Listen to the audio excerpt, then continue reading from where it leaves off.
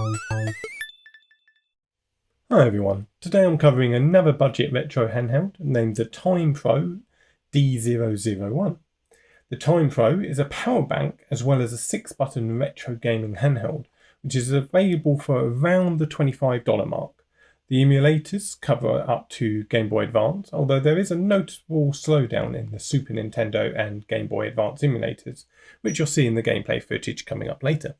So, the Time Pro D001 has a pretty unique vertical design. It's a mono-speakered 6-button layout with no D-pad and only a joystick with no clicking functionality. It has a 5000 mAh battery, a 3.2-inch screen, which although doesn't have too much screen tearing, does not do well under bright light conditions at all. On top we have the power slider, USB-C port and a V-jack, and on the left side we've got the microSD slot and a volume slider with a micro USB charge port at the bottom. The shell design isn't too bad on a basic level, but it does feel hollow, and the corner message of "Time flies the age of Elvis" for zero reasons, which is a bit of a shame. The controls do also feel budget. The joystick isn't too bad and just about works in the context of arcade play, but doesn't press in and so feels quite resistant from a top-down pressure perspective. The 6 buttons all feel different, from too soft to a complete mix of resistance, which makes the button feel completely inconsistent when using it during gameplay. Mixed with the hollow feel of the shell, the Time Pro D001 is better than the bargain basic scratch your fingers $5 Famicom controls out there, but is ultimately towards the lower end of controls when it comes to budget retro gaming handhelds. The firmware isn't too bad actually, although it has been restrictive in that I've not been able to find a way to change it to English.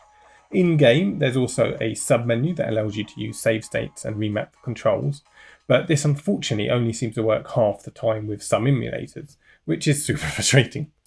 I'll cut to some gameplay footage shortly, but as a forewarning, the screen does have a relatively low refresh rate, mixed with a very washed out look when under bright light conditions like my stereo light, so apologies the quality won't be as good as it normally would be.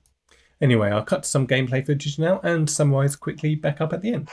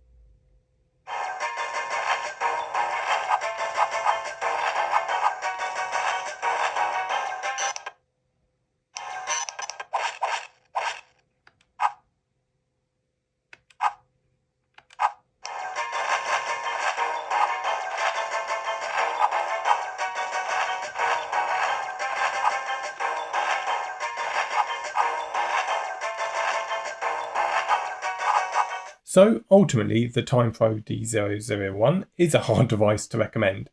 As both a power bank and a retro gaming handheld, it is very limited, but it is at the very least good to see some improvements happening at the lower end of the retro handheld products out there, as traditionally these kind of devices have all been family clones.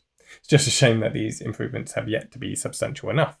Anyway, that's it for now. Thanks so much for watching.